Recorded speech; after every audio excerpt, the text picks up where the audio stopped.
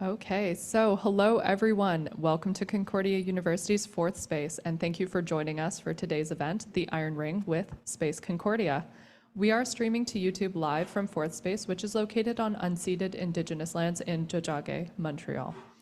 Here at fourth space, we collaborate with our university community by activating the research projects and initiatives across the university through daily activities. We are running this as a live stream meeting, so we welcome comments and questions with a raised hand or via the chat if you're here by Zoom. For you in the space, if you'd like to participate, just raise your hand and we'll get a microphone to you. It is now my pleasure to hand it over to your hosts, Emily and Emilia. Welcome back to another episode of The Iron Ring. I'm your host, Emily. And I'm Emilia. And today we are welcoming members of Space Concordia. So to start off, we have Christina Strutynski, the Vice President of Sponsorship for Space Concordia and Vice President of Events for Women in Engineering. We also have William Wells, a member of the Robotics Division. So thank you, Christina and William, for joining us today. So William, we want to get to know a bit more about you. Can you tell us your role and what are the missions of the Robotics Division? All right. So currently I'm project manager, which is a recent change in the division, actually. For a while, I've been technical lead of the team, or I've been technical lead along with software lead. So kind of a current project right now is Beep. It's kind of transitioning into a new rover where we're getting like a new wheel design and tire design from a capstone team. There's going to be an overhaul in our electrical system and probably many other changes, especially certainly in software as well. Previously, I guess you asked about like previous projects too, right? Whichever, whatever. Right. How long have you been part of the team, for example? I've been part of a team since fall of 2019. Okay. Wow. So I'm sure you've dealt with a lot of different projects, I'm sure. Oh yeah, mostly concerning the rover and our arm, which has pretty much been like the main project of robotics, especially the one that I would have worked on. But additionally, part of the team as well, the science team started taking on like an Arctic drill project, which is like a research project that different university teams would get to take part in. And basically, there's a bit of an engineering aspect to it where some engineers would have to design like a drill to basically go and analyze bacteria and permafrost in the Arctic. Wow. So you're like working with biology students as well? Yeah, exactly. And it's a big part of a rover project as well because the rover itself, your Beep, is supposed to be like a modular rover that we can have modules designed for and placed onto. I have a question. So like payloads. What is the Beep?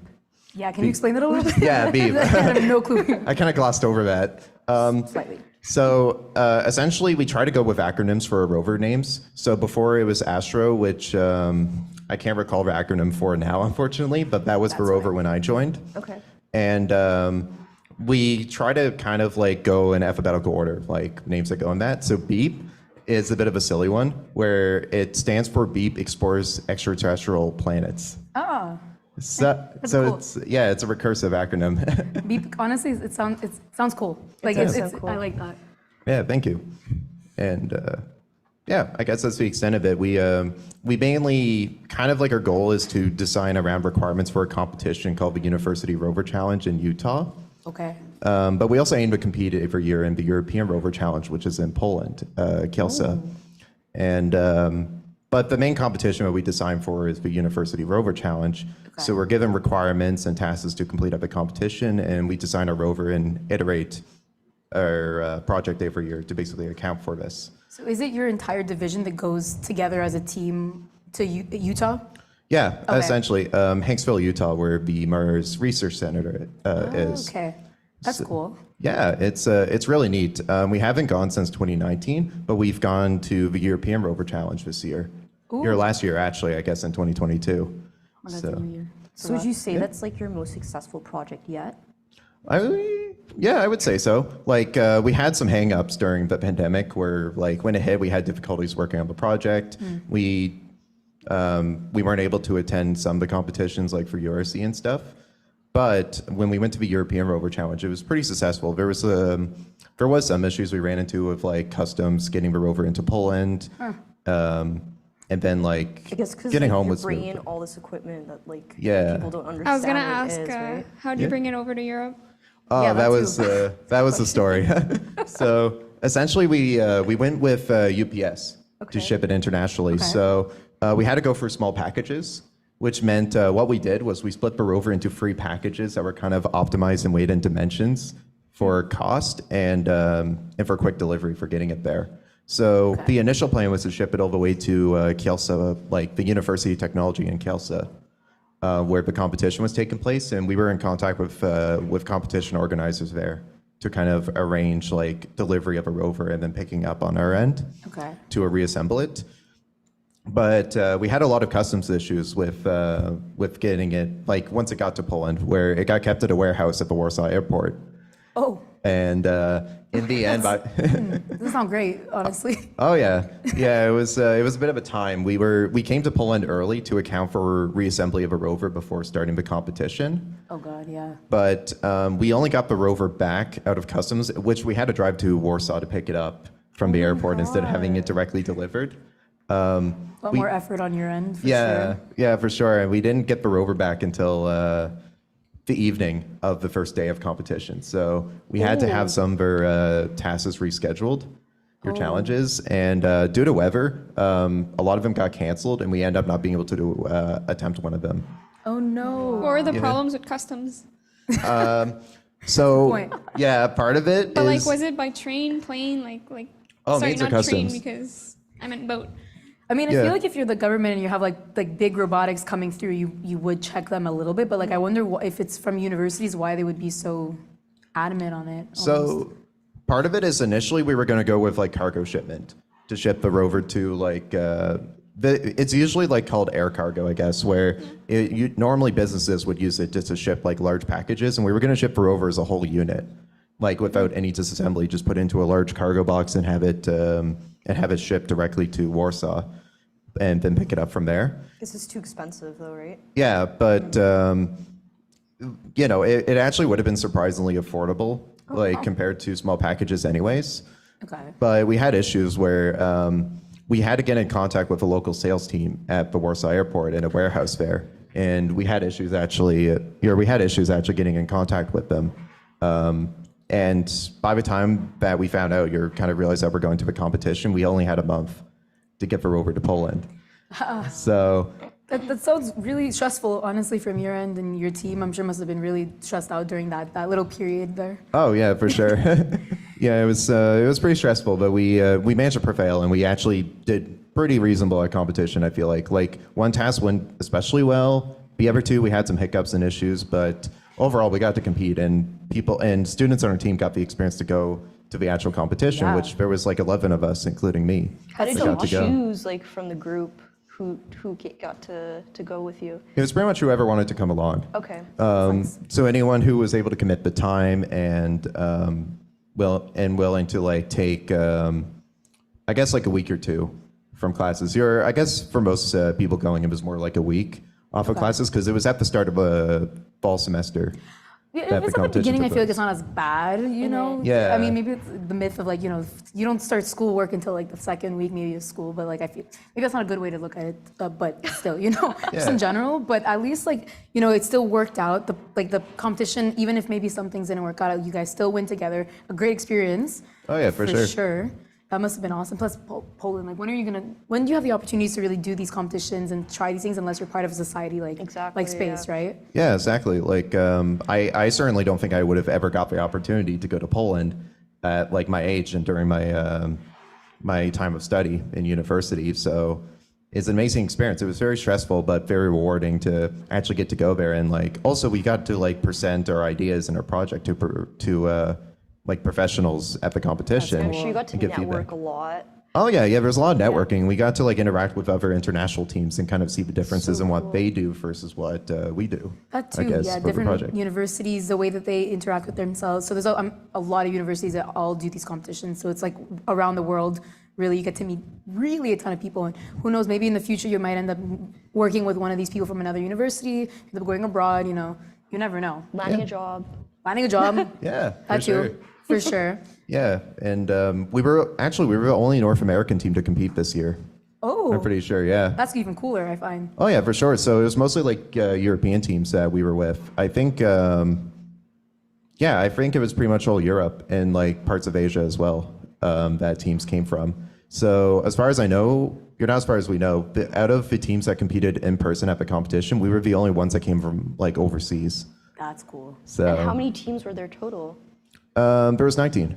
Wow. Okay, that's cool. At least Yeah. you get a little bit of the edge, you know, you guys coming in from like literally across the world. You're like, we're coming in, the only team from this area, and you guys got to do, I mean, but despite the customs problems, I'm sure, again, everything still went well. So at least, you know, it is an experience that you guys really got to do as a team too. I'm sure it's a bonding experience for everyone too, part of this division, for sure. Yeah, for sure. And I certainly got a lot closer with like a lot of people on the team that I went to competition with because like, you know, we went through a pretty, not like, it was pretty stressful. It was very rewarding and it was overall a lot of fun, but it pushed like a lot of us to the limit probably with the amount of stress. We're going to like to a different, you know, foreign country that we're not familiar with. That too. None of us really spoke the language.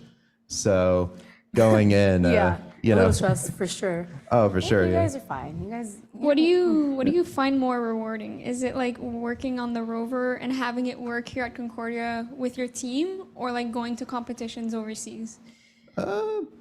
I guess like it's very rewarding to work on it here and see it work at the university and to also show it off to other students. So it's hard to quantify that, I guess, but like it felt very different and something that I absolutely needed to do at some point to go to a competition and see the rover actually work there and to have a shot and see how it performs and then see like, oh, there's some areas that could be improved and like, here's what we can do. So the experiences we got from that was very critical for like the future development of our team, I guess. But in terms of rewarding, I guess, it was still very rewarding just to like be here. So I guess overall, like getting to work with fellow like other students here and see like a lot of passion in the same sort of thing that you have in the same project in different fields is something that's like I wouldn't say it's more rewarding, but it's a great experience. It's a great experience, Yeah. yeah. So And I guess as, if anything, that's a little bit more rewarding, I guess, overall. But as like team lead, how did you manage like the schedule and manage having like your team work together like cohesively? Because this is a huge project, right? And I'm sure everyone with like their own time commitments, their own work, school, everything going on in their lives, I'm sure it must have been, you have to put a lot of, maybe not pressure on them, but also a little bit to kind of make sure everyone reaches their deadlines and whatnot. So how did that work for you? try to invoke incitement, I guess, in the project. So it's very hard to do that because in a student society, it's kind of like, you know, everyone has their own sort of, not priorities, but like they have their own things to take care of, right? Yeah. So they have school, they have work, you're in, you know, things to put food on the table, perhaps. And certainly like they have to kind of prioritize some things at times over like our society or club. But we try to invoke incitement where people want to keep involved and see the project prevail and succeed, I guess. So a big part of it is like keeping interest in what we're doing and then trying to keep things fresh for people and trying to give the opportunity for people to grow so they feel like they're progressing and gaining more knowledge and valuable experience that they can use moving forward. That's really nice. Yeah. I think it is valuable for at least students who, you know, especially maybe not knowing what to expect joining a society like this, but then, you know, you having been there for a few years now, you can really see the progression of yourself, I'm sure, too, and the people around you who have either been there just as long or maybe a little less or more, you never know. But it must be nice to really see everyone kind of grow collectively and see how the team just kind of improves altogether.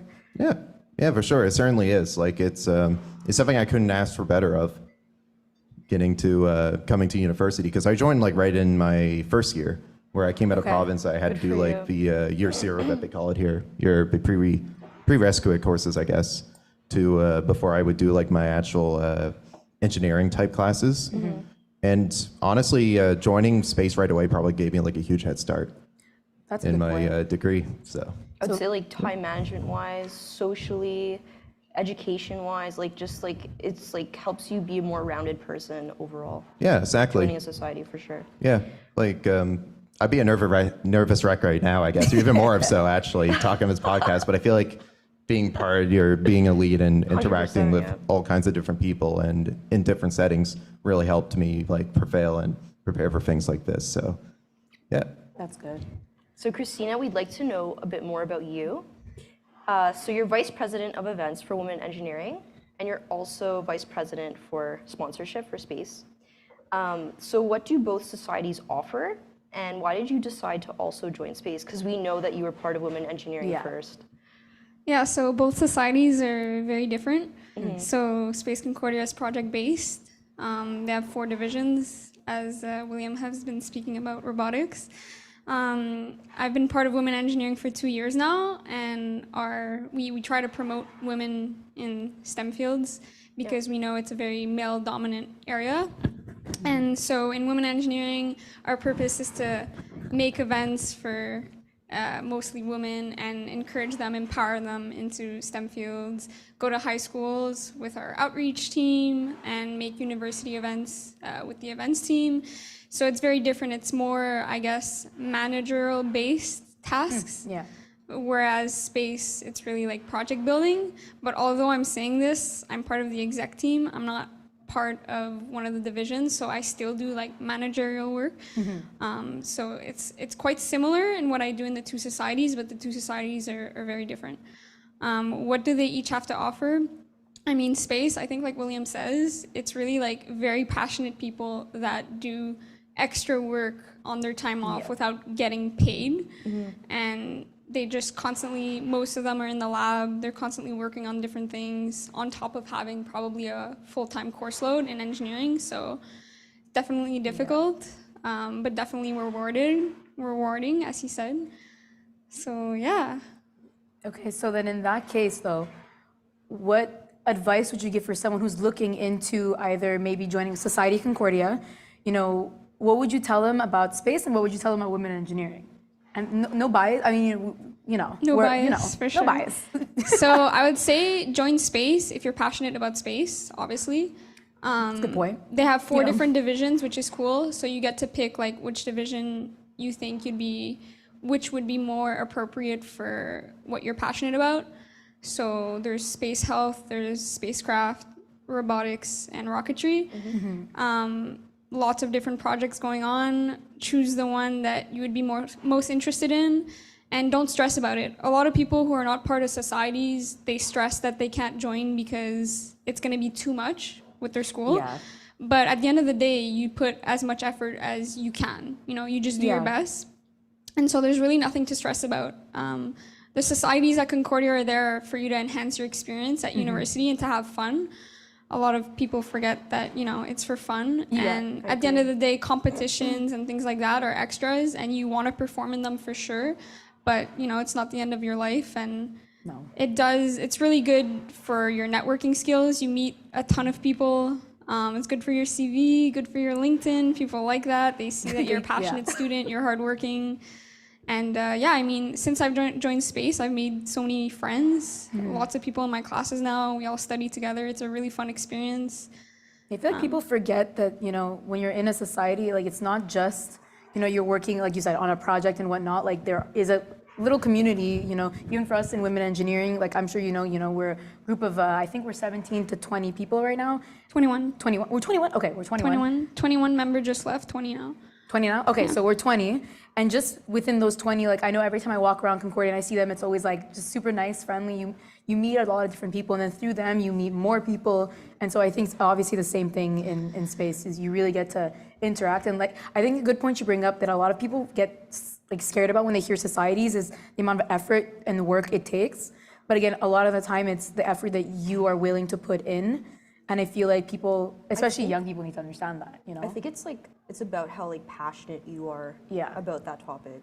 Yeah, because you can be in a society and it's just not your, like you don't like it, and then you're not going to put in any effort into it because it's like it's not your interest for us. Like I know I love to go talk to young people and try to get them to come into engineering, especially since, you know, a lot of young people don't get that opportunity a lot of times, you know, with our outreach team that we have. But, you know, I feel like if you're exposed to different types of societies, you get to kind of see, oh, you know what, maybe I do have this interest in space, or maybe I do like the robotics, or I like the spacecraft and all of that, the rocketry, everything. But then you might realize like, okay, this is not for me, but I'll go maybe look at another society, you know? Yeah, I think women engineering, like join it if you like to create events, you like, you know, marketing side, all those side, more project management type of things. And if you like doing really technical work, then definitely join space. But yeah, I mean, we've seen it, some members, you know, they take part of it and then they're absent. Clearly, they're not that passionate. Other people who put in a lot of effort, they're very passionate about women engineering. They're always on doing different events and writing in the Slack and things. So that's really great to see. And yeah, like we have a lot of fun too. There's a lot of team bondings. It's not only about work. I think a lot of people should know about that. You know, we go for sure. We're still students, right? We still have we still want to have fun. You know, so we go to the bar, we go to the cottage. What else do we do? We do brunch. You know, it's really fun. I encourage all students to join societies. I think it really enhances your university experience. Honestly, when I started electrical engineering, I was really depressed. I was just going to class and it really sucked. And then I joined women engineering. I made friends, and it was like way better. And you know, it's a break from school. It's a tough. Engineering is just a really tough program to be in, I feel like, and it could be, you know, sometimes for some people it may be really easy, but for some people it may be a lot more. You know, you need to put in a lot of effort. So it's almost when you start in. I remember I started during the pandemic. Well, right before the pandemic. It was 2020 in January. So I had 2 months in person, and everything just got shut down and like went online. And so I didn't really get a chance to really meet anyone in my program until I heard through a friend about women engineering, and then they were like, "Oh, this is a cool society. I feel like maybe you would like this. Like, try to see what it's about." And then I joined, and I ended up completely loving my choice to join. And you know, again, like you said, commitment. It's up to you what you position you want to be in. You have, you know, like you have the options to do kind of anything in the group, right? So I feel like, yeah. With that being said, though, for both, I know you guys kind of elaborated on this, but if you can say maybe your top three things that maybe Space Concordia has done for you that has enhanced your education or your experience at Concordia in general, like sum it into 3 points, both of you. I guess I can go first. All right. So I guess like kind of in vein of what Christina said, it's probably a lot of like the social aspect and networking for getting to meet like a lot of different people with good experiences and everything, and just learning from them and getting to like apply it immediately to something practical. And I guess that kind of follows into the second point, is like actually getting hands-on experience, which you may not get the opportunity to do in your classes, where like in the case of a rover, I probably would have never got to do like as much hands-on experience as I have been able to with like robotics applications and stuff, your mechatronics. I got to actually go like hands-on again, the nitty-gritty of it, of like kind of how you would integrate software with like hardware, I guess, is something that I largely did for most of my time at Space Concordia. I feel like even like most internships, you don't get the same hands-on experience that you do in like societies. Yeah, for sure. As like a software engineering student, most of my internships I've worked so far, I'm sure it varies for like many people, but I mostly did like kind of just pure software development, where I would develop for, you know, some target hardware here and there, and like have to kind of interact with hardware to some degree, but not beyond just like writing software for it and then seeing it execute, I guess, rather than like seeing some form of physical, like tangible. Like you can literally see it. Like, yes, you can see your program maybe run smoothly, but to actually be able to see something that you actually had a part in must be super, super cool in the end. Yeah, for sure. And I guess a third one too is like, my third point would be like learning how to kind of pass this knowledge on. And like, because a big part of engineering is like learning from your mistakes, right? Yeah. And going from there, where so like what didn't work, what went wrong, and what can you document to make this better? What can you pass on to like new members, I guess, that join the team? So it's a way of learning, and I'm sure you would see that a lot in like women in engineering, where people that work on their projects or do their own sort of thing there would like learn a lot from more experienced members of the team. Of course. So it's always that way. I feel like it's a great. You're right. Even if you're new, you'll still learn something, and then you can pass it on to the next new person, and it's a little circle that feels nice, honestly. Yeah, exactly. So that kind of goes back to like point one. So I kind of made like a bit of a cycle. Literally, then. Yeah. No, that's good. What about you, Christina? Honestly, I would sum it in one word. I'd probably say that space gave me more happiness, because it kind of made my degree feel rewarding, because I see like different space projects going on. And I'm like, okay, this is really sick. Like, you can do this. Like your degree is actually being used in like different ways, in tangible ways. Yeah, exactly. Okay. I'm like, oh, I can, do so many things with my degree. So, when you're depressed and doing your courses and you see this, you become happy. So I also met some people that I really like on space, and that we had lots of fun together. So I would just say in one word, happiness. Do you think that like you'll join like a project in the future? I thought you were gonna ask me a third society. I was like, no. No, I don't know how more. much time management lesson you Yeah, have, but it's no more. kudos to you if you can manage 3 societies. Jesus. What was the question? Sorry. Would you join a project? Yeah. Okay, yes, I think definitely in the next year, I'd like to focus more on doing a project because I think it would be very good for not only for the industry and the experience, but just learning about what you can do with the space industry more in depth. Like right now, I'm just seeing it from the exterior, but if I can work on a project, that would be awesome. So yes, I'd like to go towards that. That's nice. Cool. Yeah. So before we bring in our other guests, does the robotics division have anything coming up? Are there events or opportunities for new students? Kind of anything for, this is your hook, like bring people in. I would say there's going to be a lot of opportunities with like new things to work on with the rover. So requirements always change in some ways each year for the rover in like small ways, or we kind of do like a change in requirements or scope to account for issues that we may want to fix or things that we can do better with the rover. So a big part of, in terms of events, is that we would be aiming to do another competition this year, which would probably primarily be University Rover Challenge. So that would be something to like look forward to, is like if you want to get involved in trying to get the rover prepped and ready to go for going over to Utah and see how we can perform, or if you just want to like work with members that have the same passion in robotics and kind of learn from us, I say go for that. Probably a big part of things is like just innovating on what we currently have, or maybe even re-innovating in like a new idea of a module that we can put on the rover, because it's a modular platform that's designed to be able to attach other things onto, and to kind of like be able to hot swap out new things and so on, like the wheel capstone that I mentioned earlier, where we have like a wheel redesign and tire redesign. There's always going to be something like that every year, where there's probably going to be like some major redesign that you can take part in. So especially this year, things are quite set in stone for things, but like there's always something exciting, like putting new sensors on the arm, for example, to do something called like inverse kinematics, which is a more advanced control scheme that we can use with the arm to make it a lot easier to control. That's something that we're doing this year, and that requires a good bit of software and like knowledge and know-how to get something to work well and fluently, I guess. So can students join anytime between now and the end of this semester? When is the competition? So people maybe, if they want to think about it, like, do you know more or less when the timeline is? The timeline would be like, I think the competition is like June 5th. Okay, so summer. Yeah, so summer. So like normally we would leave like the end of May to like drive down to the competition with the rover in like a van or something. And a lot easier than flying it out to Europe, I guess. Nice, Another reason to join, you get to travel. Yeah, I've heard a lot of people, like, you get really cool opportunities to go kind of in different places, because it's not only like, obviously we have here, Canadian Space Agency that can help in a lot of other resources, but you get to actually go clearly globally, like Europe as well. You can really go anywhere, so that's a really Didn't cool. you go to Florida?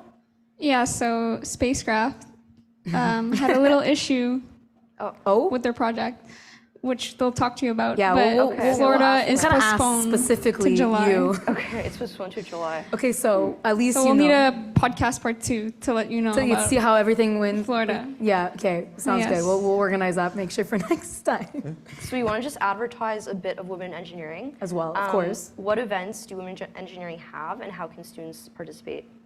Of course. So how could you participate? So we have our elections in around May. If you want to join, I definitely encourage you to join.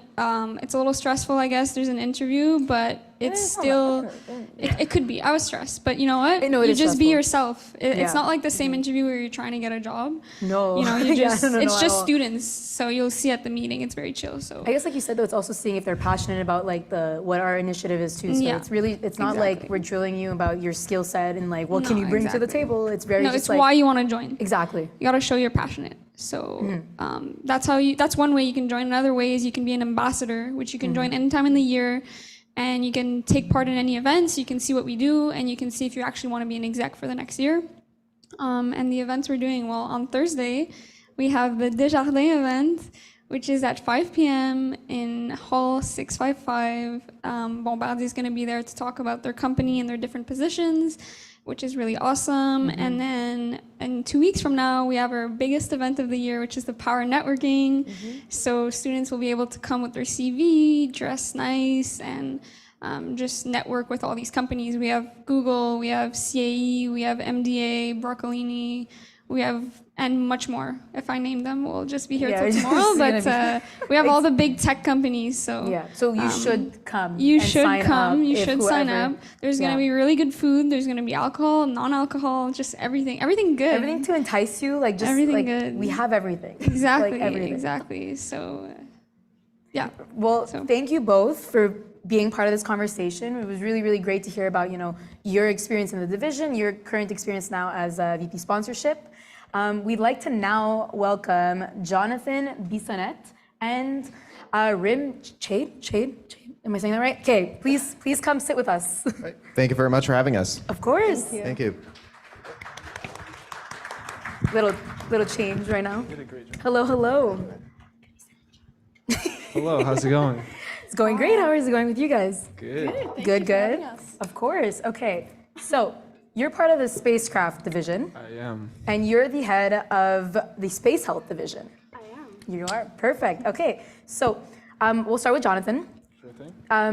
Can you explain your role as well and the missions that your division is really focused on, working on, all that good stuff? Sounds good. So currently I'm the mechanical lead for the spacecraft. So I joined, I think, 1.5 years ago under actually, well, you can't see him now, but he's right here. He was my old lead.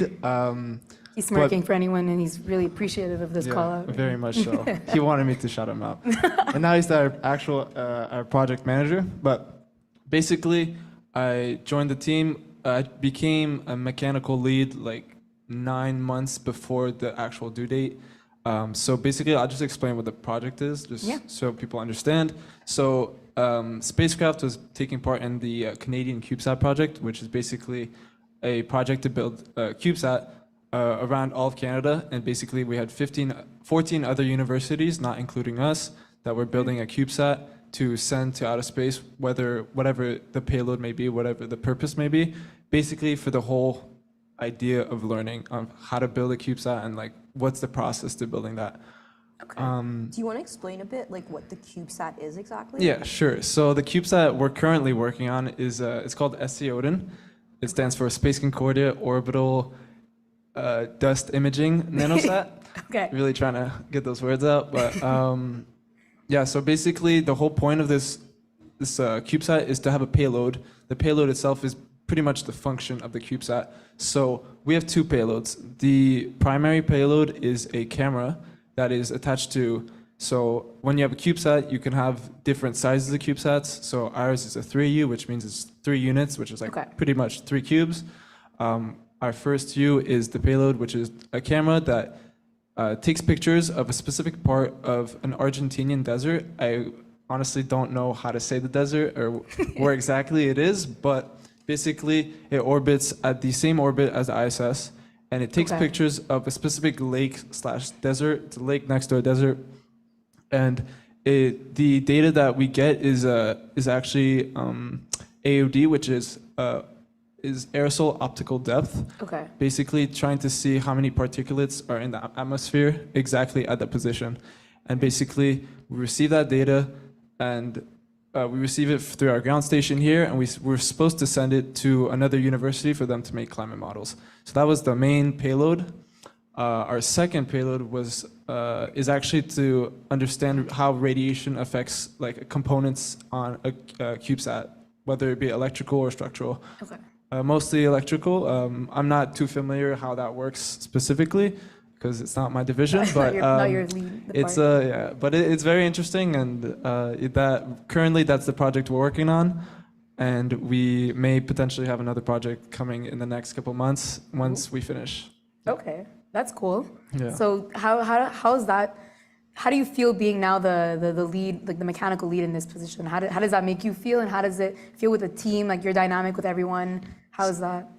So when I first became a lead, it was definitely daunting because you pretty much, so you're a member first and you can basically like put in as much time as you want. Mm-hmm. And at some point, when you become a lead, it's like you take on this huge responsibility. Like you don't really want to let anyone down. Okay, so That internal pressure kind of yeah, thing. there's an internal pressure. Yeah. So at that point, I was probably putting in like 5 hours per week. I don't know. I wasn't helping as much, but at some point, I became the lead because well, our dearest member right here had to was leaving and he needed a replacement. And at that point, I remember this was like right before the summer started, and at that point, I was starting to put in like 30, 40 hours per week, pretty Wow. much like a whole job. Full-time job. Yeah, fully. full-time job, plus having another job on the side as well. Plus being a student afterwards. Well, this was during the summer, Okay. so I wasn't taking any classes, but Okay, at least. I was working like Still, if you're still working and Yeah. you're doing this also full-time. pretty much like an 80-hour week. Yeah. Sounds great. Yeah, sounds good. How much sounds sleep good. did you get? Not too much. Yeah, I'll take that. But Not too much. luckily, it was 2 different jobs. So it's basically we had engineering working on this project, but the other job was working at a restaurant. So I kind of got the like social aspect of like Yeah.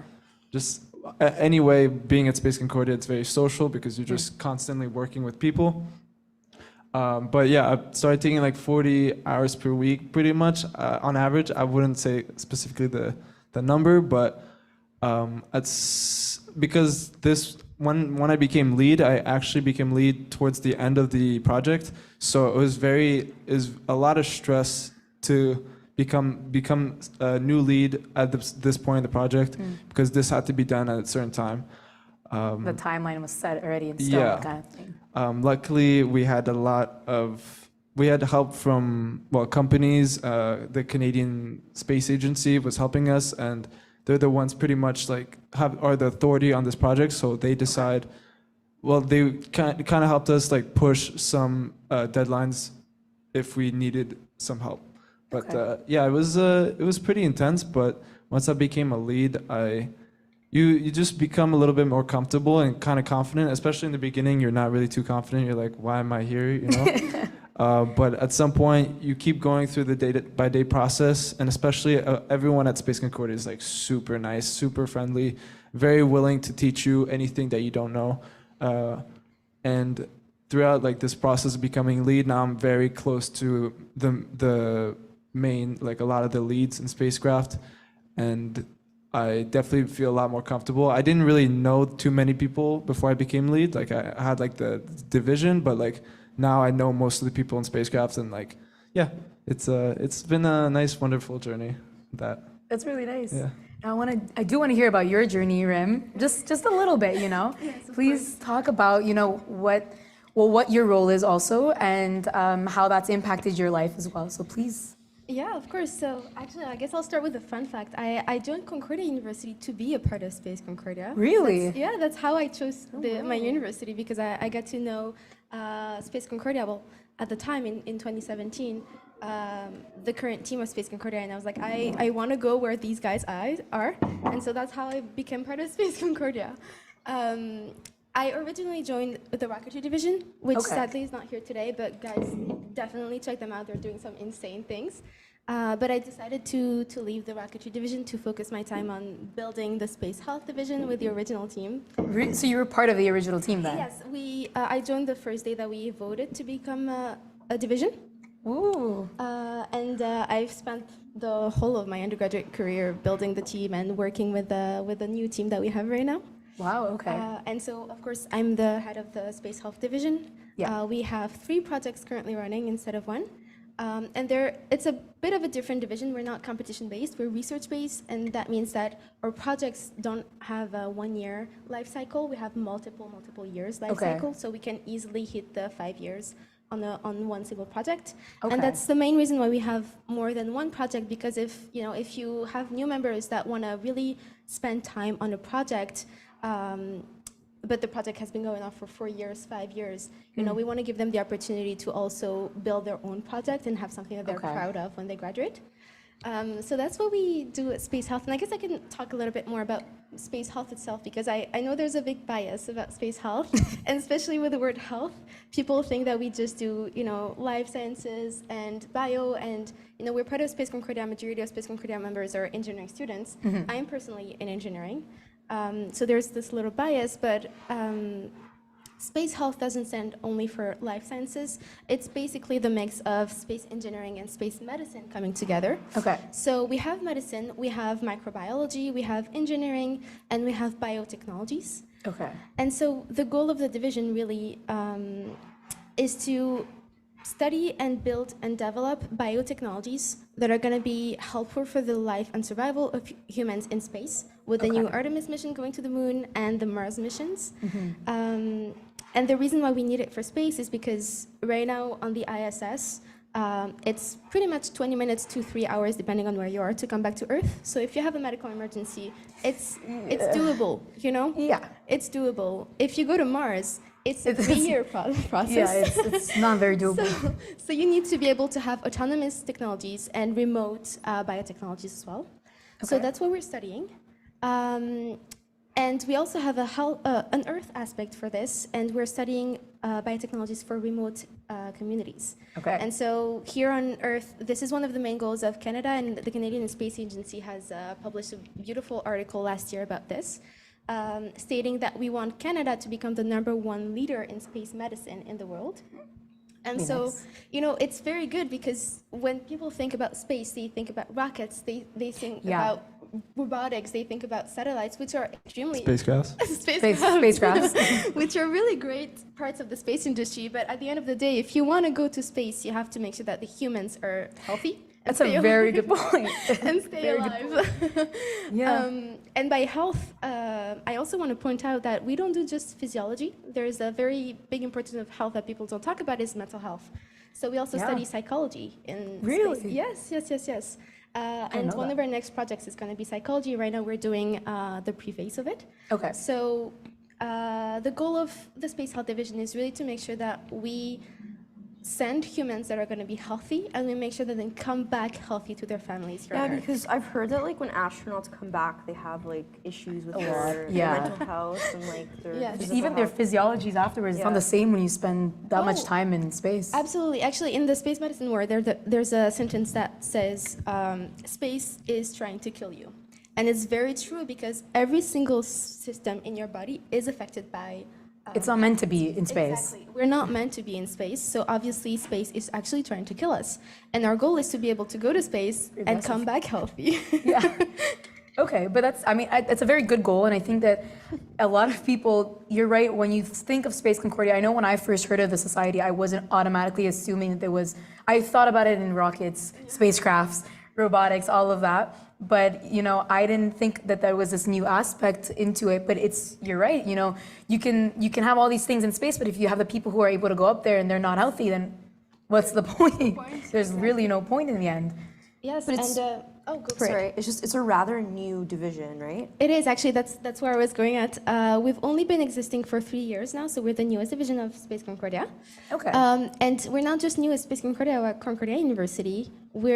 The space health industry is completely new. We've only been existing for barely a few years, so everything that we do is very, very innovative. And that means that we're learning at the same time as our members are learning. We're working with doctors that are learning with us. That's really cool. It is. It's very good. It's very good. And like I mentioned, we're working with the Canadian Space Agency. And so our role in this is we study what the Canadian Space Agency believes are the most important aspects and the most urgent aspects to study when we talk about space exploration and human aspect of it. Okay. So for example, if the Canadian Space Agency says that, hey, if you want to go to space, you need to make sure that their cardiac system is healthy, then this is what we're going to focus on. And another fun fact, the Space Health Division of Space Concordia is the first division in Quebec that studies space health. And if I'm not mistaken, to this day, we're still the only division in Canada that is a student society that focuses on research for space health. Really? Yes. Wow. Good Impressive. for you. Thank you. It's the other side's listen, that's cool, but we do some cool stuff too.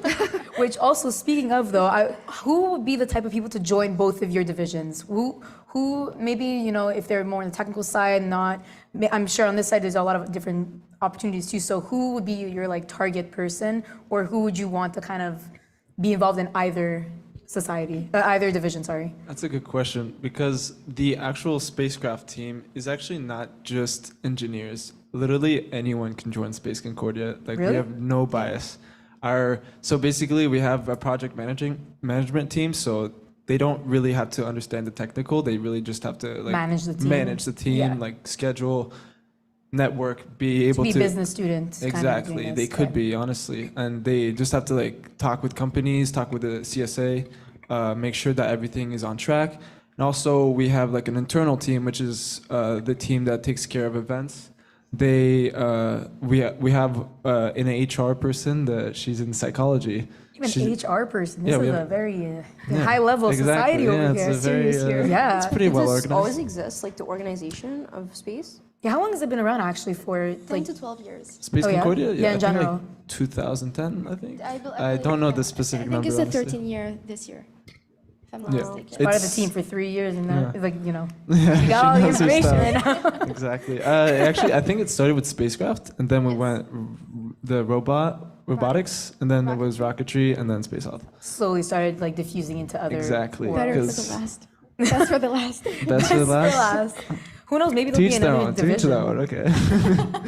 But yeah, so literally anyone can join, and if you want to be working specifically on the project, obviously you can literally know nothing. Like when I joined, I literally knew nothing. It was very daunting. You just join and you're like, do I okay, do? can you like so basically when you join, they give you an intro task.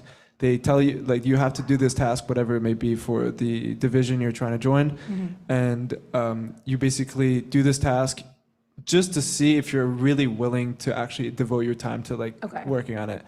Once you finish the task, you become part of the team. You can literally put 5 minutes per week, or like me, 40 hours per week on the project. It really depends on how much you're willing to learn. Kind of like what Christina and Will were talking about. Yeah. But like literally, I joined Rocketry first, like Rym Seems a here. common It's a theme rite over of here. Yeah. passage. Yeah, the rite of I passage for joined going to Rocketry, space. and I decided. Well, I still worked on it a little bit, but I decided that Switch it up a little bit.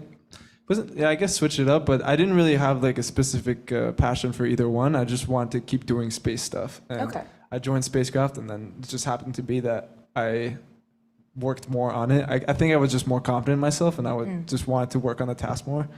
But yeah, you can literally know nothing, as long as you're willing to devote the time and effort to literally learning. That's all we need from any member. And yeah. That's nice. So then what about health, space health now? I guess maybe before I explain what you need to be a member, I can talk about what do we do and what are our projects. Actually, that's a good point. Let's do Yes. that. So I've explained what's the mission and the goal of Space Health, but how do we do that?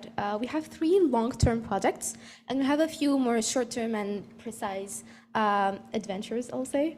Adventures. I like that. So the first project, we call it Project 1.0, very easy.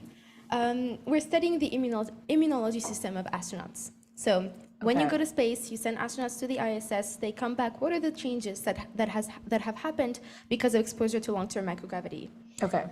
And to do that, we work with microfluidic chips, which, if you don't know what it is, think a lab, microscopic level, on a chip Okay. this size.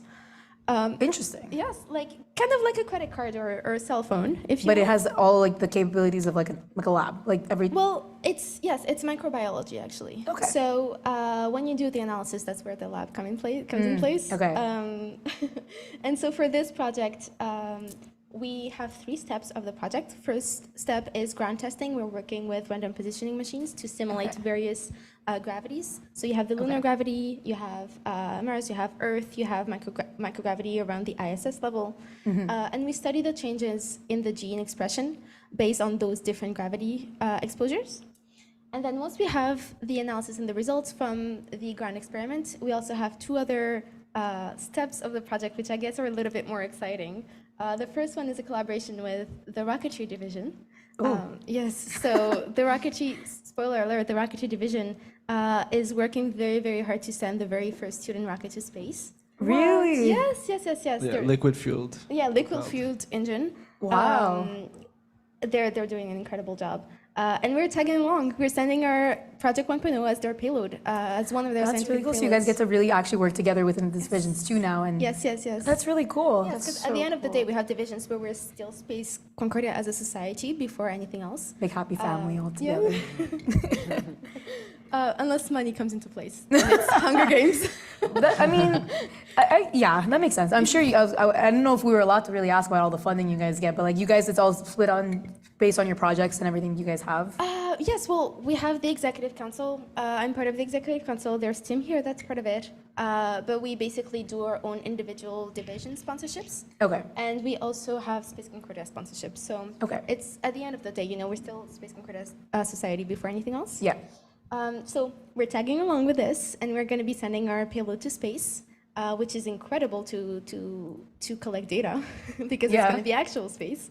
Actual data, like real life. Like you did this, and now you get to actually see. Yes, and it's multiple years of work, so it's so gratifying at the end to say, hey, I've spent so much time working on this, but at the end of the day, we have worth something it. real. Yes. Yeah.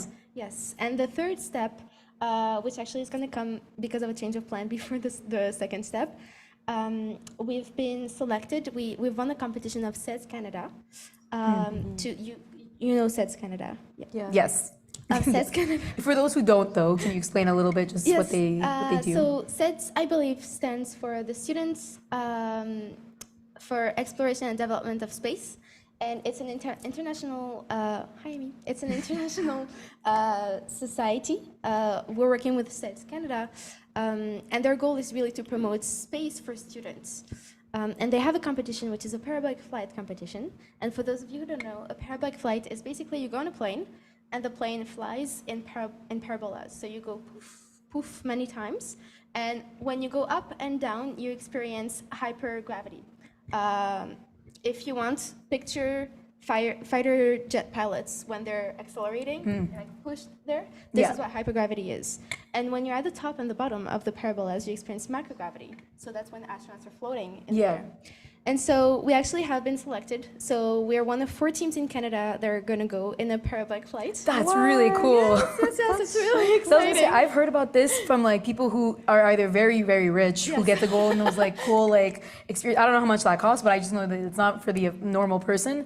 So like the fact that you guys get to do that, that is so cool. Is this the whole team, or am I allowed to join? No. He's going to join Space Health. It's like, wait, now I want to kind of go on this. How can I come? So it's very expensive to go. I believe, if I'm not mistaken, it's around minimum $10,000. That's what I'm saying. I Per heard person. about something like that. Per person. Per person.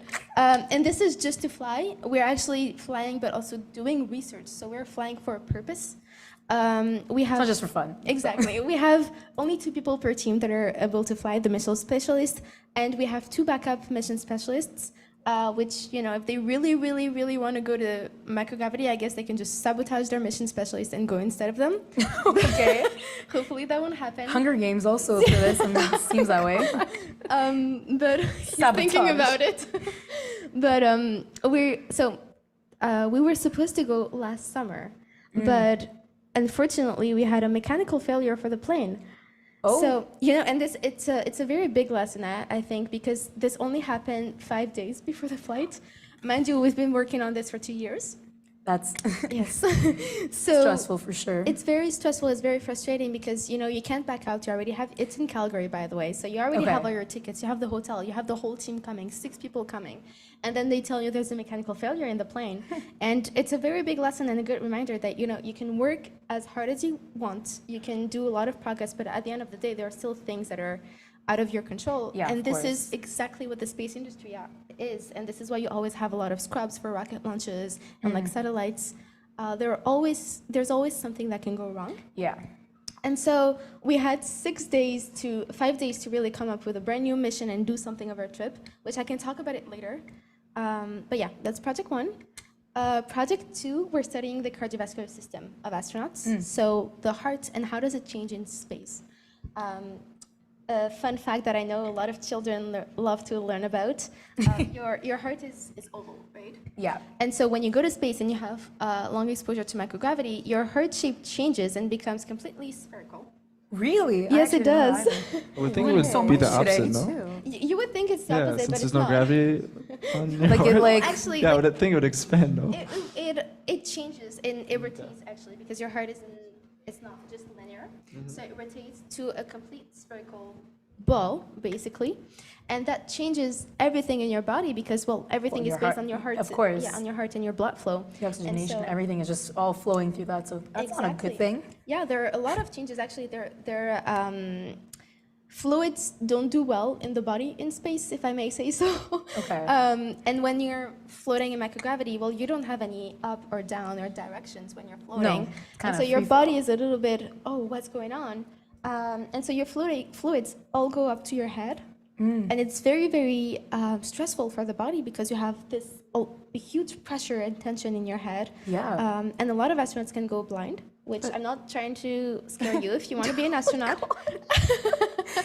But that's the reality of space is trying to kill you, and we have to study space medicine. It's very important. But I guess that's why like exercise is so important when you're Yes, in the absolutely. when you're in space, because then Yeah. it allows for better flow of blood and all that. Yes, it's for the muscles as well and the bones. The muscles atrophy, you lose bone density. Like I said, everything is affected by space travel. So that's project 2. We're Quick building. question. Yes. Is it like required for you to work out in space? Yes, it's How mandatory. do you work out in space? So it's very, very fun. Really? Yes. So you actually have to work out, I believe, 2.5 hours every single day. And you have a Damn. very, yes, you need to be fit. Cardio must be great. Yes. And you think 2.5 hours, you're going to be super fit, but actually it's just the minimum to keep you healthy and alive. So if you want to actually be fit, you have to do more than that. Yes, Like, yes. whoa, it's a lot of workout. And it's very funny I'd encourage everybody to just look at videos of astronauts working out, but you're strapped to the machines. So you can Okay. do running, you can do bicycle, you can do lifts as well. Cool. It's very, very fun.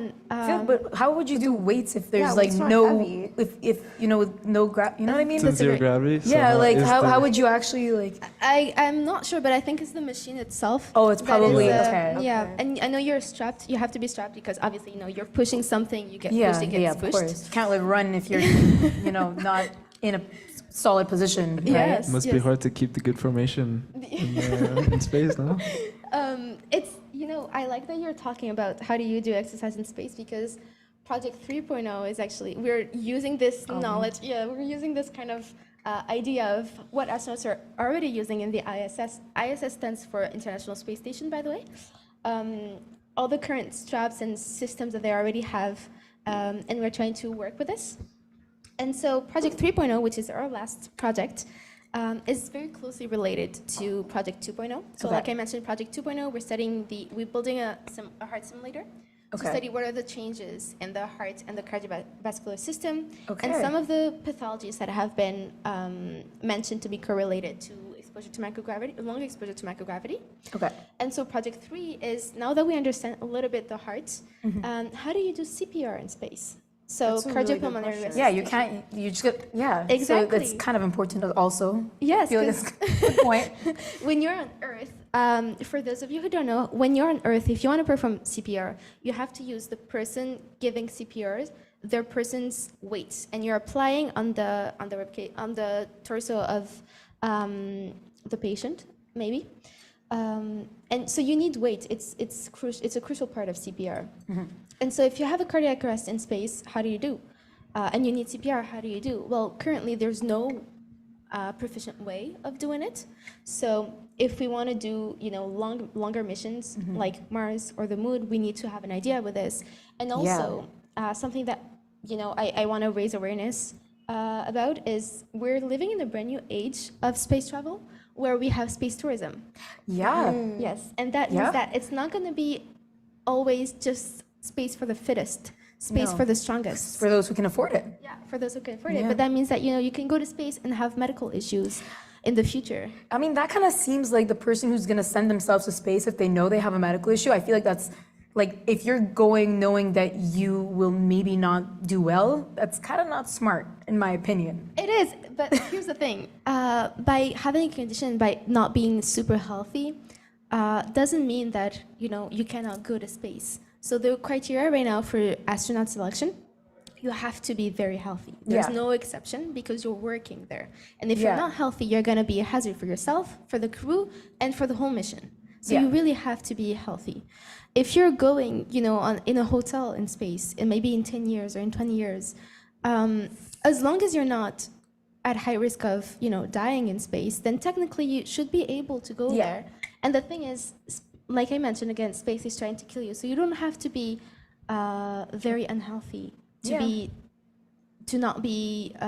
at high risk in space. It can be just one of us going to space and suddenly something happens and you need medical emergency. What do you do? What do you do? Exactly. So you don't think there will be like requirements, let's say if there's like a space hotel in the future, like? Yeah, I think there will be a minimum. You have to have a minimum because you have to sustain the space flight. So there has to be a minimum. But I think instead of the idea, at least in the space medicine world, and in this commercial and tourism space industry, is not limit the people that can go, but push the limits of medicine and of space travel so that everybody can go. Different perspective. Exactly. I guess, I think that's the big idea of space, is that we want space to be for everybody. So I'll wrap up a little bit our project. So project 3, we're building an assistant device for CPR. Okay. So we call it the CPRAD, CPR assistant device. Nice. And so that's our long-term projects, and we also have short-term projects where we're doing conferences, we're doing analog astronaut missions. Okay. So just to go back to what I said before about our parabolic flight being canceled last summer and being pushed to this summer, we had only 6 days to improvise and build a whole new mission. Yeah. And it's very stressful. I'm sure you know that with the spacecraft, which something doesn't work. Christina put you on the spot earlier, so you'll talk about you're it. going to talk about that also. We can talk about that after. But we also had, an emergency, which was the cancellation of the postponing of our parabolic flight. But especially as lead, I have a crew that has to go in Calgary. Yeah. I can't justify spending $10,000 on this, so I need to have another something, mission. of course. Yes, and for it to have a purpose. And so we ended up doing an analog astronaut mission of emergency wilderness survival training and first aid in an emergency situation. Okay. Which is one of the big things that we're also trying to do with space health, because at the end of the day, you have remote communities, but you have space as well. Space is an extreme environment. Yes. So if we understand a little bit medicine and how to apply first aids, how to apply basic medical emergency assistance in extreme situations, in extreme environments, then you can probably apply it to space. Yeah. And so we did that. We went in the forest, we went in the wild, and we did a full day of training. And we also went, 3 of our members, including myself, did a cave training, so speleology. Ooh. That's really so we did some research about caves, and then we did training in caves. And so we went 6 hours under a mountain in like a system of caves, and it was really incredible. If you're interested in doing that, join Space Health. The hook. There's the hook. There's the hook. That also brings those. So what kind of people can join Space Health? Yes. Sorry, I went. The first question that was asked, That was, yeah. Well, I mean, you kind of, with the projects, I guess you can kind of say you need people from every type of, industry, in the sense, like, of course, people that are maybe in medicine, of course. Not that Concordia doesn't have a med school, but like you have students that are in biology, stuff like that. So who would be willing to join, or who would you want to join and stuff like that? Yes. So I think Space Health, we have so many different programs and specialties within our members and within our past members and alumni as well. We don't really have a specific set of skills. Well, obviously, we need skills for projects. Yeah. But when I'm recruiting members, I'm not looking for skills from members. I'm actually looking for more behavioral aspects and components. So like everyone in the team is really looking at like what can you bring, but not like what are your skill set, what are you good at, exactly. How well you work in a team. The biggest thing, and the biggest thing that we're looking for is that you need one to be hardworking. It's something that, it takes a lot of time. It takes a lot of 40 hours. dedication. Yeah, it takes a lot of dedication, a lot of passion. And by hardworking, I don't mean that you have to be one of the crazy people like us that are working like at Extra. some point, like 80 hours a week. Yeah. You don't have to do that. I have some incredible members that are only working, 5 hours, 4 hours, and sometimes they take a break. But they're still, very valuable members of the team. Of course, yeah. So you need to have dedication. You need to be there when you said you're going to be there. But above all, we need members that are going to take initiative. We Okay. have huge projects. A lot of my members, and special alumni, were PhD students, master students, graduate students. So it's not only for undergraduates? Oh, no, not at all. Okay. Right now we have a lot of undergraduate students, but before that, majority of our students were actually shifted to graduate students. Interesting. We also, you work with doctors, you work with engineers, you work with a lot of specialists. So taking initiative is very important because at the end of the day, it's something that is new. It's new for everybody. As the leads, we have to teach ourselves before we can teach our students. It's not something that we received from previous generation of Space Concordia members. We're doing this for the first time. 3 years, you said, right? Yes, 3 years. We're doing this for the first times, but we also are learning at the same time as the actual specialists in the industry are learning.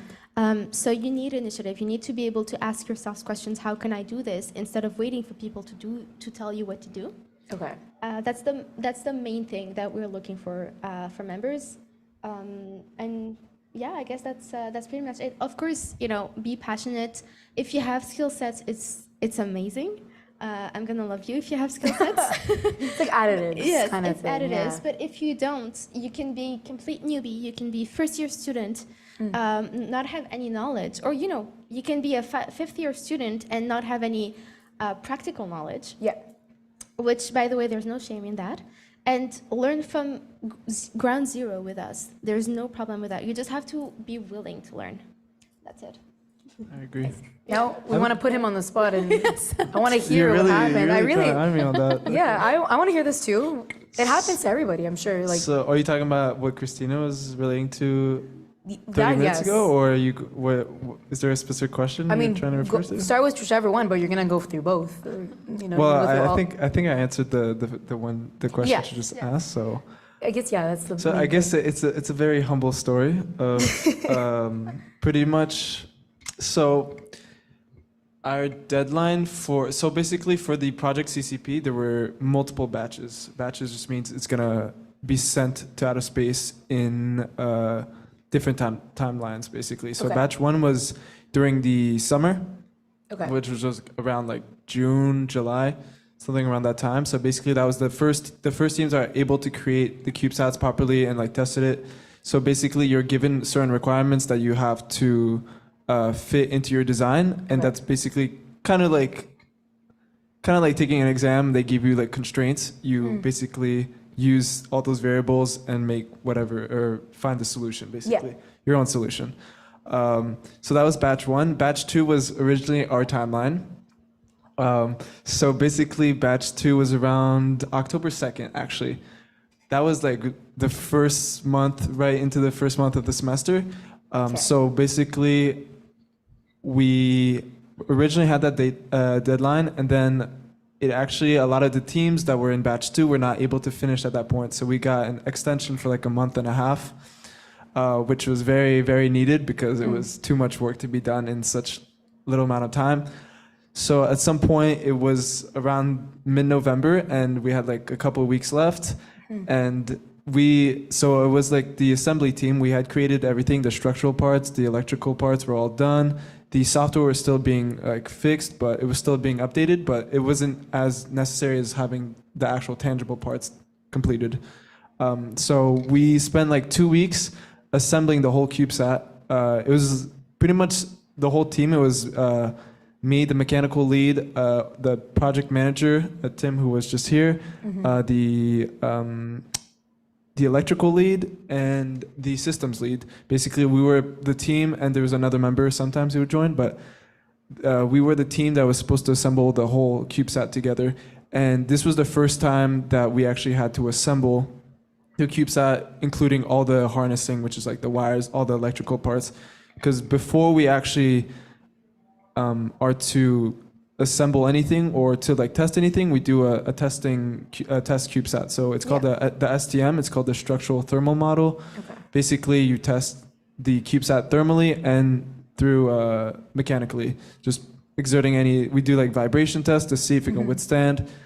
Luckily, the vibration test we did actually gave us hope that the structure actually worked really well, and so basically we had an idea of how to assemble it based on just the structural parts, which is a lot easier than when you do the final assembly, which is the structural parts with the electrical components and all the wires. There's a lot of it's very tiny, so there's a lot of spacing issues that you have to deal with that we actually ran into a lot of problems. And so basically for the last 2 weeks of the project, we worked until like 4 a.m. every night. So no sleep, Yeah, I guess so. We would go like 4 a.m. no studying, no Yeah. schoolwork. The thing is, like, you kind of have to. It's a lot of time management. So you have to decide what's worth your time. Your you know? priorities, pretty much. What's your priority? School at that time was not my priority. I did not go to classes.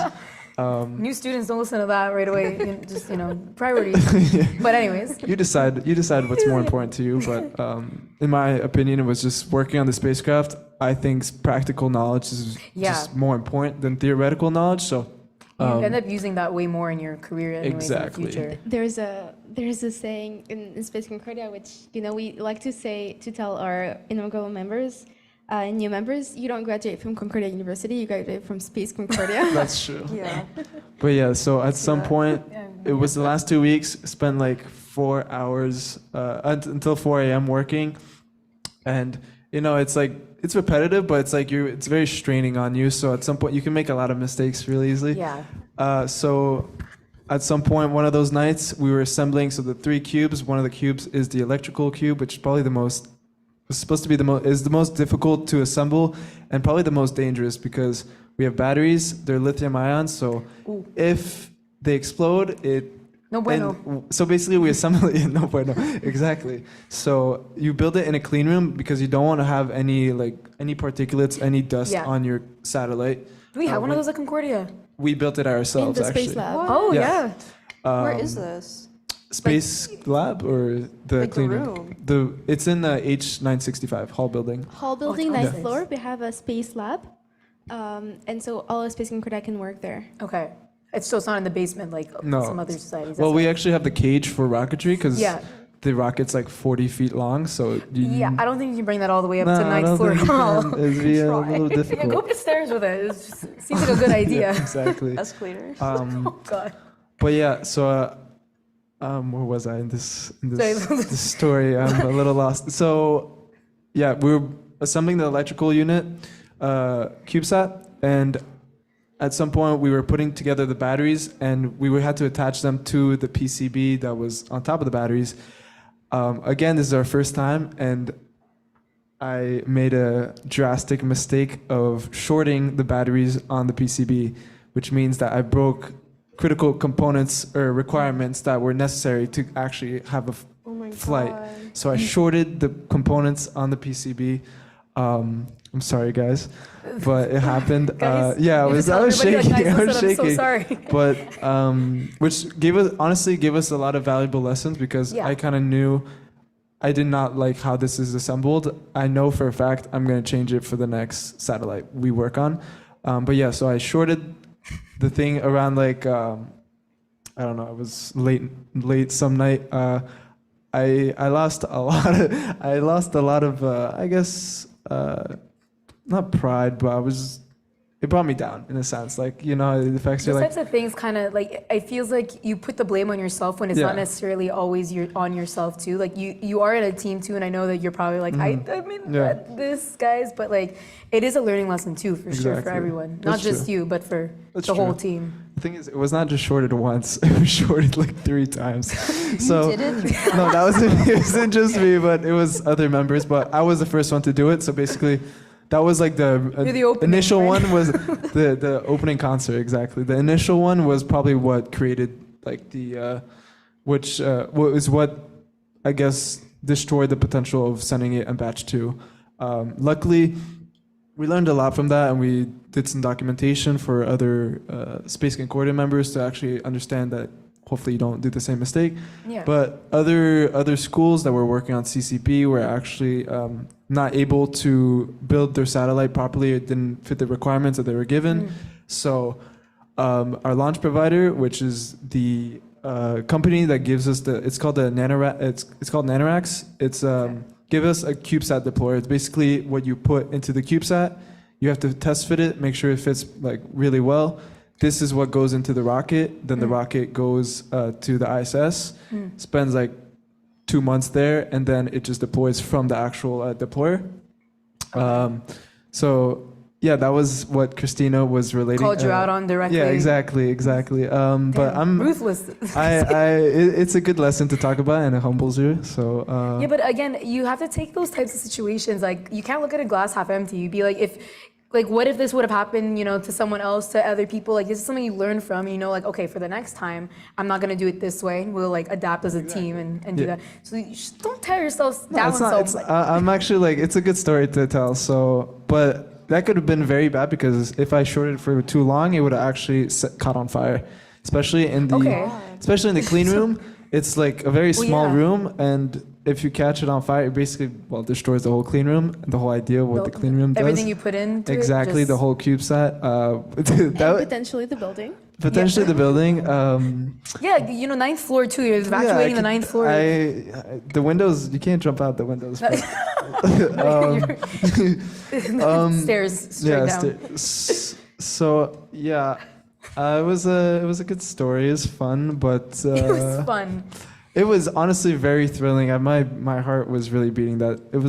You felt alive, very much so. But I wouldn't do it again, because cliff diving. You're like, I felt alive. I know exactly, but I know it's just a little too stressful, because there could be like complications, like legally, and just you don't really want to want that to happen in any sense. So, yeah, but luckily we learn from our mistakes, and we actually know what not to do now. So yeah. I do want to point out as well, because I know, John, we put you and Spacecraft Division on the spot, but this is something that, as sad as it is, it's part of the process. So, all of our divisions have had issues. All of our divisions and other student teams have this kind of things happening. So, it's something that is normal.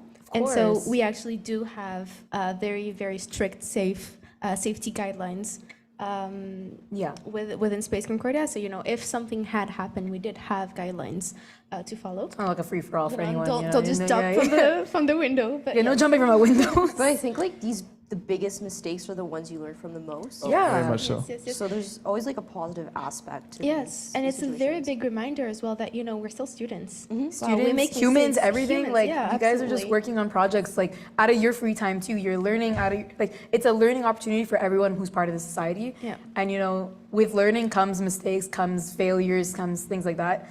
And it's just part of it, And it's hard. It's space engineering. It's space medicine. It's not something that is easy. So it's part of the process. Yeah, it is. But for now, we actually have batch 3, because other teams weren't able to make it. The launch provider and the CSA decided to give us another timeline. So we have until March 13th to finish the satellite and fix it in any way possible. And then we're supposed to go to Florida. I don't know exactly when. I think it's like June or something. And we go see a Falcon 9 SpaceX rocket with our CubeSat launched into space. That's rewarding for sure. Yeah. So that's what I was going to ask too. Then what you guys have coming up, you have that coming up, I'm sure. Anything else that maybe students can also get involved in? So yeah, right after the project's over, we get another project. Is the next iteration, next satellite. So it's another project with the CSA. It's actually we did a proposal, and basically we are waiting until March to see if we got approved. If we get approved, we'll be working on the project. Okay. Which is basically another CCP. It's just you work on another satellite. We give them certain payloads. If they approve it, they're like, yeah, you can start work. They give us a grant, basically. Okay. Which is basically the limit of how much we can use. But obviously we can get sponsorships. But their grant is very charitable enough for us to make some mistakes and, How much is it? Yeah. I don't know if I'm What allowed. are the funds? I don't know if I'm allowed, but it's not going to Space Health if you're thinking. She's like, can I have some for our division? I guess I think that CCP is a little bit more open, about it. So the amount that was given was around like $200,000. Wow. So you guys really have a lot to work with and a lot to. I'm sure obviously everything you guys are doing is also expensive in general. Oh, very much so. If you want to reach space, it's hundreds and hundreds of thousands of dollars. Nice. It's fun. But the thing is, it's all student led. So you give that amount of money to students. It can go wrong in some ways, but it can go right in some ways, you know? I mean, I feel like I shouldn't necessarily ask this, but like, do you trust everyone on your team with the funding and everything? Like, I feel like it's something that like you have to be careful with a team. That's what I asked when you like, who can join? Mm-hmm. How do you pick out certain people, especially when it comes to like, you are handling a lot of money? Yeah, it is. So currently, I have a lot of faith in the current VP Finance, who's actually over there, but he left. He actually is very trustworthy, and he's very open about what's being used. What's being used. He's trying to be very open source about it and making sure that there's no. Kind of fair for everyone too. Yeah, exactly. Making sure that the money is distributed properly to all the space divisions, and making sure it's not just like one division that has all the money. Okay. But obviously, I think for finance purposes, it should be a little bit more. A lot more rigor for to select because there's been problems in the past that I've heard about. I don't really know. 10 years or 15 years in a society, like I'm sure there's things that go right, wrong. Exactly. So money goes somewhere. Yeah, I think it's getting a lot better now, especially like being able to like use software and having just a little bit more open source about it is why I trust the process a lot more now than what's happened in previous years. Does Adam is our VP Finance in Space Concordia, but he's also a Spacecraft member. So is Adam the one? Spacecraft lead. Spacecraft, yeah, he's one of the leads. You forget a lot of things. Is he the one that handles the finances of Spacecraft as well, or do you have another person? No, that's the project managers. That's the project. Project managers take care of the money from the grant from CSA, but Adam is the one taking care of all the spacecraft, Space Concordia. Project managers, by the way. So our divisions, we have Rocketry, Satellite, Robotics, and Space Health. Rocketry, Space Health, and Robotics, we have one lead of the division. Satellite has 3. We call them project managers. So that's what he's referring to, PM. Okay. You have 3, right? Yeah, we have 3. I guess for us, I handle the finances, so I trust myself. Okay, Rym. She's like, I trust myself. but I work with, now she graduated, but I used to have a finance officer that used to help me with this. So I'm going to be recruiting a new one very soon.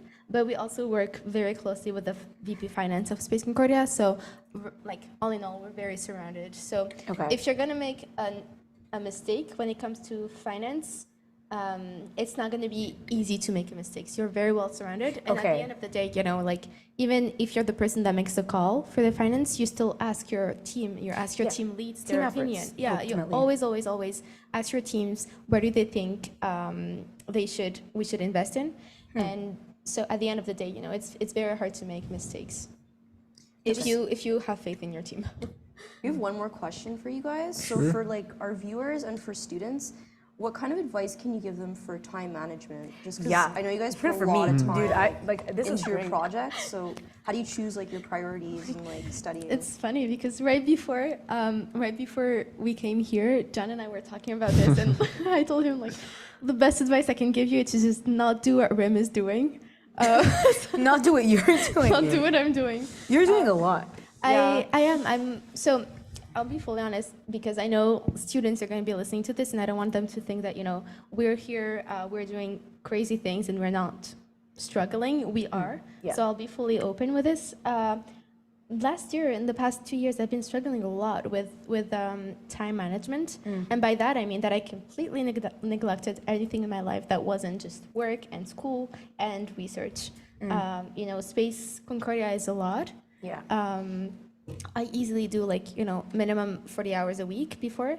but I also am involved in seven other A lot of other seven other organizations. and Space Concordia is the only student one that I'm into. So the others, they're even bigger. And then you have research, you have university, because at the end of the day, we're all students before anything else.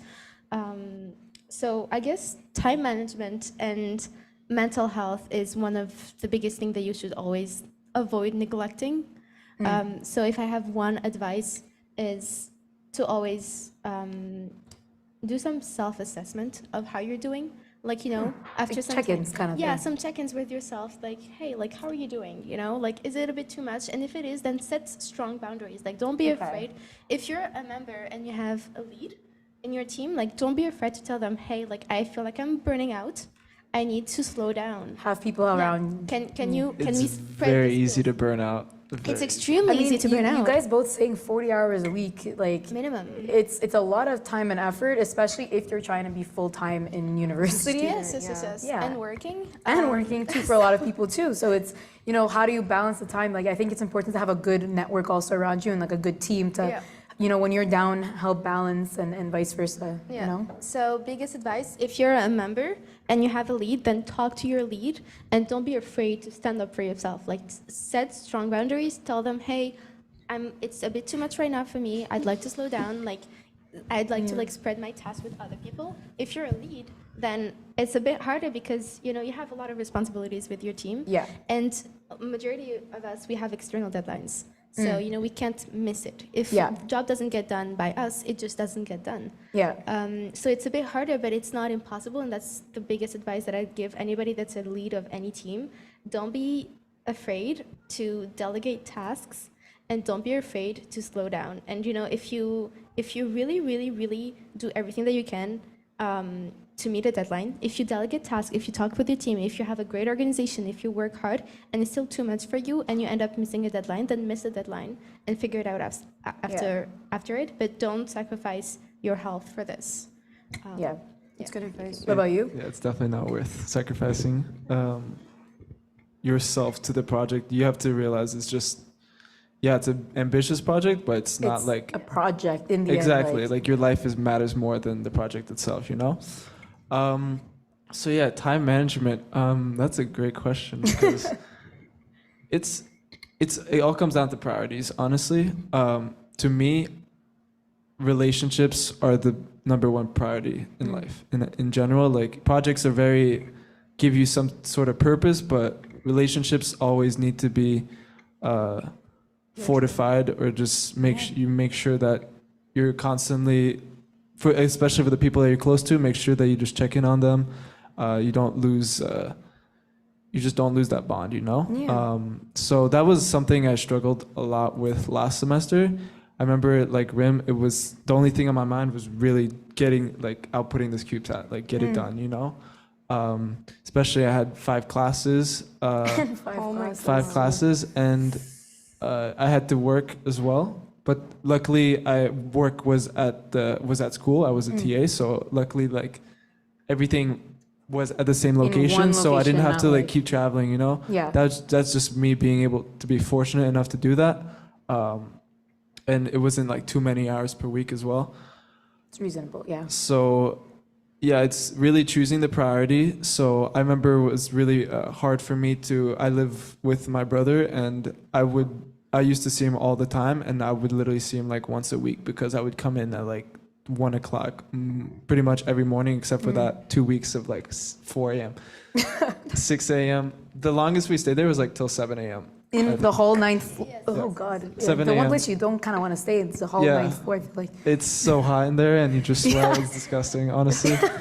But you choose your priorities. So my priority is relationships, and now this semester I'm working more towards that. I'm actually definitely putting less hours into space, but I'm there pretty much every day. But I do my schoolwork and just socialize.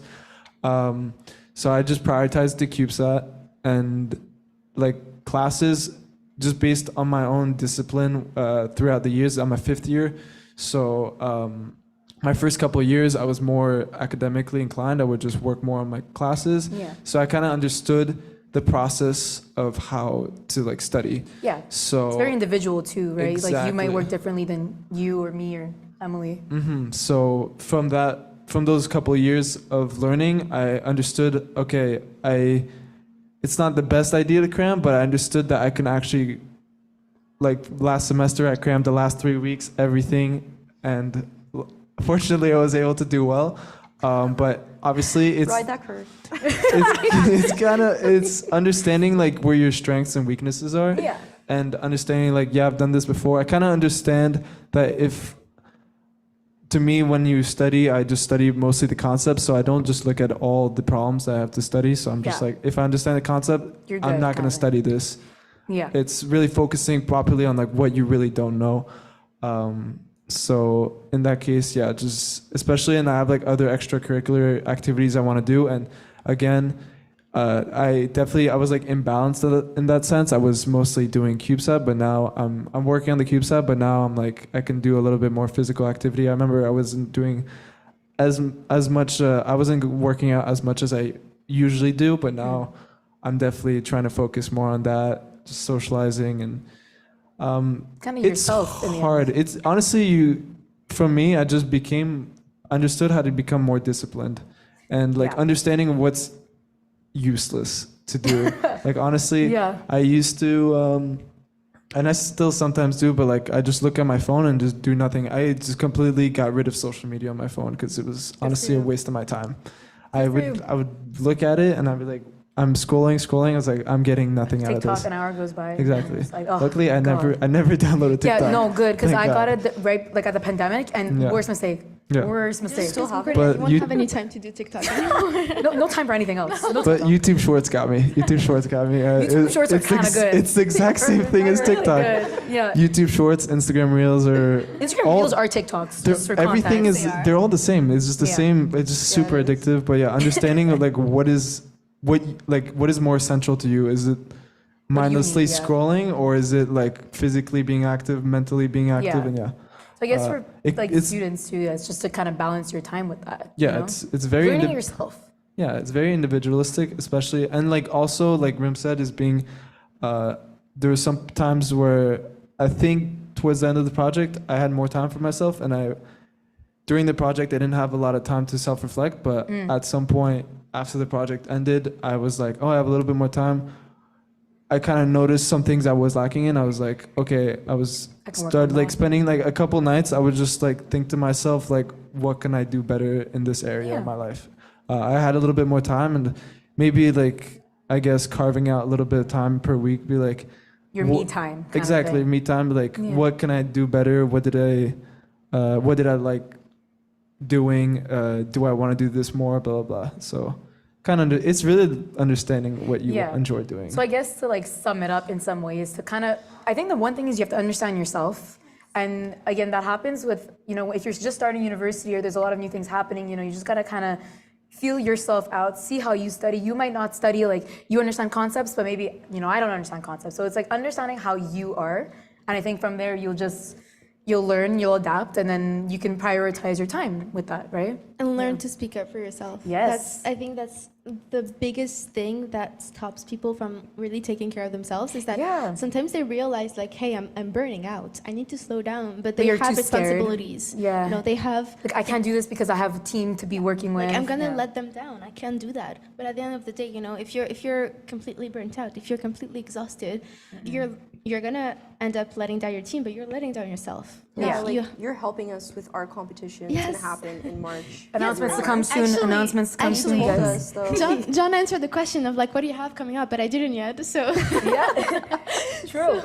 But yeah, I was gonna say, I remember you telling us like, I need a break from this, and I'll Yeah. come back after. You need this time to period. sometimes. Yeah. You're gonna be your biggest advocate. You're not gonna do anything else, like unless you tell yourself, like I need a time. I need a little exactly. like And- moment. And, sometimes it's hard to like accept it as well. Like there's a little bit of ego that comes into play. And I think people are scared of the word ego, but they shouldn't be. Everybody has an ego. No, of course, but it doesn't necessarily mean a negative thing. Yes. Like sometimes, like the first time I did bad in a class, I was like, oh god, and I'm like, you know, it's like I'm beating myself up for it almost, and it's like, but you know what? It happens to everybody. Like you have to just learn from that and grow. Exactly, and I think we tend to compare ourselves to each other because we have, like, Space Concordia, you know, at some points we're 300 students, at some point we're like 200 students. Like, we're a lot of students in Space Concordia. We have a lot of alumni. We have some brilliant people with us. And especially if you look at the top of Space Concordia, you have hardworking people that are constantly working. And so I think there's this, we compare each other.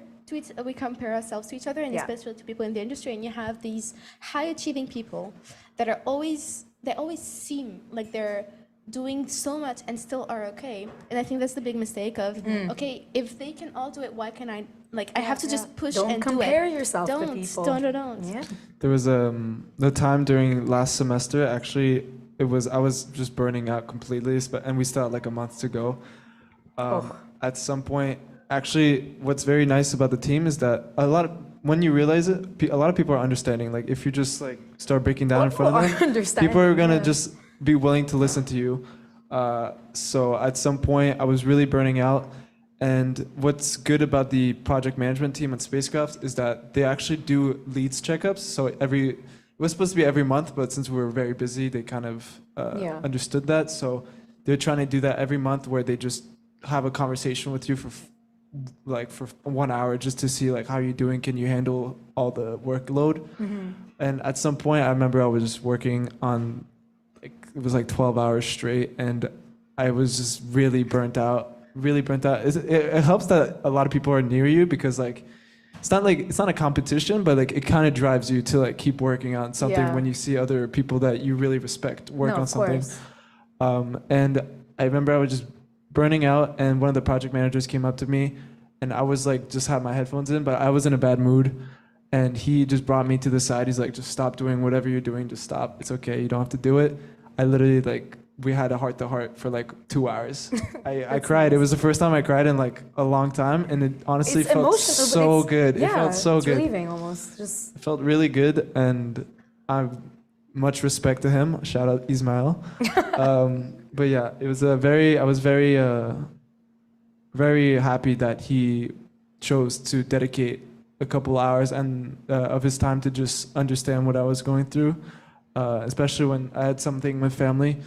But everyone goes through a lot of different things in their lives, right? So you don't know what someone's going through, and you know, whether it's school, family, friends, social, anything. I think that to just be understanding with the people around you, you know, and like you said, don't compare yourself. If someone's doing super well, they might not be at 100% mental health, you know. I think there's a lot of aspects to consider, but I think that the advice you guys have both given has been really good. Unfortunately, we do have to wrap things up a little bit. But thank you, Rym, thank you, Jonathan, and Christina, and William. You guys, honestly, the conversation was super interesting. I hope that whoever listens to this can really get some more insight on Space Concordia, their divisions, and what they have to offer, of course. I guess they can kind of see your like social medias and stuff to kind of see what you guys are up to also. I guess Instagram, you know, your websites too. You have a website? Yeah, if you want to let us know. Yes. Yeah, how would you advertise? Like, pitch. 5-second pitch. Go. Okay. You go. Well, first of all, if you want to actually come talk to us, we're going to be at the SEDS Canadian Conference next weekend. So come see us, come ask questions. We also have a few events coming up. So the Space Health Division and the Mars Society of Canada have come together to create the very first Canadian Space Exploration Conference. We had the first iteration in November 2022, which was brilliant success. We had people from 6 countries coming over. Wow. It's at Concordia. We're going to do it again this year. So if you want to get to know us, come to the conference. And like the girl said, we're going to make an announcement about a case competition coming up between Space Health and Women in Engineering. A really great combination of people, might I add. And I think it's going to be super, super fun and very different compared to what a lot of engineering students only do. So hopefully, you guys will be interested once we start announcing all of that. So please pay attention to our social medias as well. You know, Women in Engineering, we have our Instagram, our Facebook, and everything. Jonathan, how do you, like, where do they check your division? I guess you can always go on spaceconcordia.ca. You can see all divisions, but if you want to get more personal access, you can go on Instagram. There's like Spacecraft. So we have a Space Concordia account. And then like, every single division also has their own account. So if you have any question about spacecraft, about rocketry, that wasn't here today. So if you have questions for them, feel free to reach out to them or to any of us. Robotics, space health, we all have our accounts. So just don't hesitate to ask questions. Even if you're not sure, if we can help you in any way to like make you more sure, then reach out. Yeah, so us too, again, anything, whether Christina was also part of both, so like you can message all of us on our Instagrams or social medias and anything. And we'd like to, again, thank the Fourth Space for allowing us to film this podcast over here. Great space, they always have events here. Check out their Instagram, their websites, they always have everything as well. And yeah, we hope to see you guys in the next episode of The Iron Ring. And thank you to the both of you for having us. Thank you very much, it was fun. Great conversation. Nice.